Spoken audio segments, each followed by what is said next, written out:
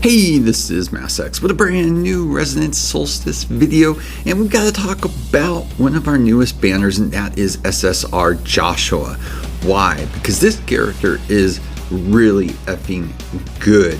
And so we want to break the character down, we want to go through it and where it is optimal to get this card to. So luckily I was lucky enough to draw this card in 2 pulls. And yeah, I was very happy, even though I will probably go for at least 1, possibly 2 dupes, but we'll discuss that and why you might consider that. So let's dive into this character. So breaking down the character, let's get right to it. First up, of course, is Ignorance. It's your normal attack, deals 1 hit to enemy and randomly inflicts fetter or imprison. Afterwards generates a black card, Reverengi, in your deck. Reverengi is negative energy generated from the use of powerful weapons or spells, and senders might find a way to utilize it. Of course they do. This card is destroyed when it leaves your hand. Then next up you've got Erudition skill effect, and that generates a Dark Tide in your hand, draws 3 cards, prioritizing black ones. And of course, what is Dark Tide? Based on the total sum of costs from all cards in hand, increases the final damage of all allies by an equivalent percentage for 15 seconds. When this card is discarded, you gain 3 costs. The card is destroyed when played. The ultimate is Omen, deals damage over 13 hits and ricochet among enemies. When a Shadowcraft is played, this card strikes 2 more hits in this battle. When Shadowcraft triggers the special effect Darkest Hour, gain 3 cost and generates a revelation in hand. The cost gained through this effect may exceed max cost, which is really good.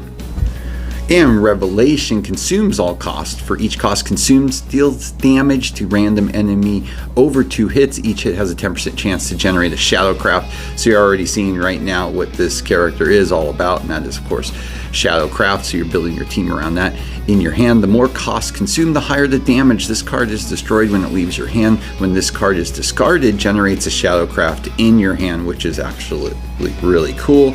And of course, Shadowcraft, if you're not familiar, of course, casts arcane spell on the target, dealing damage once and inflicting injure. Curse the affected enemy. This card is destroyed when it leaves your hand. Special effect Darkest Hour. When the card is played 13 times, summons Blood Demon Lord that deals devastating damage to all enemies once. And this damage is halved for mech units. So this character really does revolve around, for the most part, Shadowcraft, and of course, as you've seen in here, the discussion of black cards. But Shadowcraft is the bread and butter for this particular unit. Looking at the awakenings for this character, you've got at Awaken level 1, the Inspiration. When each black card is generated, attack plus 3%, up to a maximum of 99%, which is great given just talking about this kit and all the black cards that are going to possibly go through it. At Awakening level 2, you have that Reverse Tide. After using Omen, add 1 Ignorance from the discard pile to your hand. After using Revelation, retrieve 20% of the cost consumed. That's pretty big. Awaken 3 is just stats. Awaken 4, whenever Shadowcraft is used, heals Joshua and the ally with the lowest HP for 3% of their max HP, which is nice, but not a necessity. And at Awaken level 5, the probability of all allies generating Shadowcraft plus 13%. Shadowcraft / Darkest Hour have a 13% chance to deal double damage, which is huge, but when you're thinking about on budgetary constraints where you should go with a character and Awakening, I think it is pretty clear with this character that you are most likely Awaken 1, maybe Awaken 2. After that, it is absolutely not necessary for this character at all to really get peak economic use out of this character per cost versus output. Looking at the resonance on this character, Resonance 1, max cost plus 1, automatically destroy all black cards in hand. For each one destroyed, gain 2 costs, can exceed max cost. That's pretty much a necessity with this character. You are gonna, at a minimum, Resonance 1 for sure, because that's just freaking great. Then at Resonance 2, you've got Yearn. When 1 black card is destroyed, there's a 50% chance to generate 1 Shadowcraft to your hand. Not bad at all.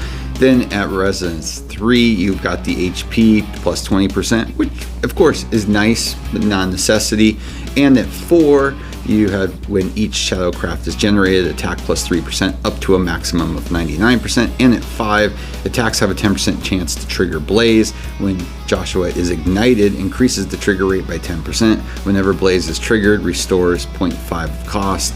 Yeah, just looking at this straight out, you just know out of the gate, Resonance 1, you're doing that immediately. It's just a given to take advantage of that cost that you're going to be able to get, that 2-for-1, which is pretty freaking great. But when you take a read over of this character, it is clear it is really just, you're going to want Shadowcraft based teams with this character, because he can do such a great job being able to build that out. So the first character to pair with this character comes to mind right out of the gate is Sween, of course, because she's main focus is Shadowcraft, so that's a no-brainer. Plus, it's always nice to have a healer available to you. I mean, for me, out of the gate, again, I'm thinking you definitely want to put Nyuda, Joshua together with Sween right there. That gives you a pretty strong basis out of the gate. Then it's up to you. You could go with a host of other characters to add to it, a team.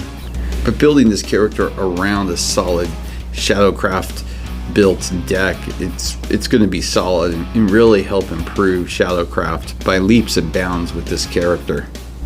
You could even go the route of Joshua and Sween with Margiela too. That would actually be really a nice trio right there to start out a build. You could even consider someone like Rena Vaughn too, because it's going to help prioritize that black card drawing, so that's not bad at all. So yeah, there is a lot of options with Joshua, and Joshua is just an incredibly solid character. Highly recommend picking up a copy. It may be one more, especially if you need some help in the Shadowcraft area. But as a whole, this is an incredibly solid character and definitely a solid pickup for this game. So with that, as always, please like and subscribe. It helps a lot. Have a great day.